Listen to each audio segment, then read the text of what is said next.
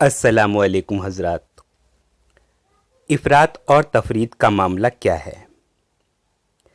मुसलमानों के बारे में नबी सल्लल्लाहु अलैहि वसल्लम ने पेशीन गोई फरमाई थी कि तुम कदम दर कदम अहले किताब की पैरवी करोगे, यहाँ तक कि अगर वो गोह के बिल में दाखिल होंगे तो उनके पीछे तुम भी उस बिल में दाखिल हो जाओगे। मैंने कहीं पढ़ा था कि यहूदियों ने दीन में इफ़रात यानी हद से आगे बढ़ने का मामला किया था और अपनी तरफ से खुद पर ऐसी चीज़ें भी हराम कर लीं जिन पर दीन में कोई पाबंदी लगाई ही नहीं गई थी। जैसे यहूदियों ने खुद पर ऊँट का गोश्त खुद ही हराम कर लिया जबकि उनके लिए वो हलाल था। इसके बरअक्स ईसाइयों ने दीन में तफरीत यानी बिल्कुल आज़ादी लेने और हराम को भी हलाल ठहरा लेने का मामला किया और सूअर जैसी हराम चीज़ को हलाल ठहरा लिया। अल्लाह ने ना यहूदियों की इफ़रात का मामला पसंद किया ना ईसाइयों की तफरीत का, बल्कि यहूद व नसारा के इफ़रात और तफरीत के अमल पर सूरा आराफ में ये बयान किया कि इस्लाम के नबी तुम्हारे लिए तय्यबात को हलाल और ख़बाइस को हराम ठहराते हैं और यहूद व नसारा पर से उनके वो बोझ उतारते हैं जो अब तक उन पर लदे हुए थे और उन बंधनों को खोलते हैं जिनमें वो जकड़े हुए थे। सूरा आराफ की आयत 157। इस आयत का मतलब ये था कि दीन में सिर्फ उतना ज़रूरी है जितना फरमाने इलाही में बयान किया गया है, ना उससे कम पर अल्लाह राज़ी है, ना उससे ज़्यादा ही बढ़ना अल्लाह के नज़दीक पसंदीदा है। अहादीस में भी ये बात इस तरह बयान की गई है कि हलाल वो चीज़ें हैं जिन्हें कुरान में हलाल किया गया और हराम वो तमाम बातें हैं जिन्हें कुरान में हराम ठहराया गया, और रही वो बातें जिनका तज़किरा कुरान में नहीं किया गया, ये बातें मुआफ़ हैं। इतनी साफ वजाहत के बावजूद मैंने मुसलमानों में इफ़रात का मामला देखा है।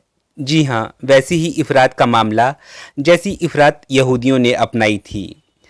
जिस तरह यहूद इबादत के वक्त जूते उतारना लाजिम करार देते हैं, उसी तरह आप भारत में जूते चप्पल पहनकर नमाज पढ़ने का तसव्वुर नहीं कर सकते, बावजूद इसके कि नबी सल्लल्लाहु अलैहि वसल्लम ने मुसलमानों को साफ अल्फाज में इजाज़त दी थी कि तुम जूते पहनकर इबादत करो और यहूद के नक्शे कदम पर ना चलो। इसी तरह हमारे यहाँ एक चलन बना लिया गया कि औरतें मस्जिद में नमाज नहीं पढ़ सकतीं। अब जो मुस्लिम अहादीस का हवाला देकर कहे कि मस्जिद में औरतों की नमाज का भी इंतज़ाम होना चाहिए, उस इंसान को आम मुसलमान इस्लाम का दुश्मन डिक्लेयर कर देता है। यहाँ तक कि फ़िक़ह शाफ़ई या फ़िक़ह मलिकी वगैरह की कुछ बातों की तायीद कोई मुसलमान कर दे तो ये कहने के बावजूद कि चारों फ़िक़ह हक़ पर हैं, हमारे यहाँ की आवाम उस अलग फ़िक़ह की तायीद करने वाले मुसलमान के साथ बेहद बुरा सलूक करने लगती है। मैंने सोशल मीडिया पर ख़ुद अपने मुसलमान भाइयों से बहुत गालियाँ खाई हैं, इसलिए क्योंकि मैंने उन्हें दूसरी फ़िक़ह की कुछ बातों के बारे में बताया था।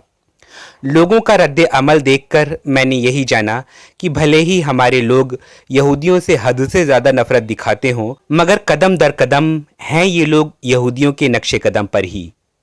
जबकि होना ये चाहिए था कि बतौर कौम मुसलमान यहूदियों से नफ़रत न करते, बल्कि ये सोचकर मोहब्बत करते कि ये यहूदी भी उसी खुदाई दीन के मानने वाले हैं जिसका पैगाम हमारे नबी सल्लल्लाहु अलैहि वसल्लम लाए थे। अलबत्ता वक्त के साथ यहूदियों का दीन पूरी तरह सही न रह सका, इसलिए मुसलमान यहूदियों के तौर तरीक़ों पर चलने से बचते। पर जैसा कि नबी सल्लल्लाहु अलैहि वसल्लम पेशीन गोई फरमा चुके हैं, उम्मत मुस्लिमा के लोग पूरा कर रहे हैं। यहूदी मजहबी मामलात में इफ़रात करने के आदी थे। आज का मुसलमान भी देख लीजिए, कई मामलों में इफ़रात कर रहा है। यहूदियों में एक आदत मज़हब को लेकर चरमपंथी बनने की थी कि अपने बनाए अकायद से अलग दूसरी बात सुनने पर हज़रत ईसा का कत्ल करने पर आमादा हो गए थे, और आज के मुसलमानों में भी ये चरमपंथ आप खूब देख सकते हैं। होना तो ये चाहिए था कि आप सल्लल्लाहु अलैहि वसल्लम ने मुसलमानों को ख़बरदार किया था कि यहूदियों और ईसाइयों के नक्शे कदम पर न चलना, तो मुसलमान इससे बचते। लेकिन मुसलमानों ने तो जैसे ठान लिया हो कि आप सल्लल्लाहु अलैहि वसल्लम ने जो जो बुराइयां हमें बताई हैं, हम वो पूरी करके दिखाएंगे। सोचिए, सोच का मकाम है।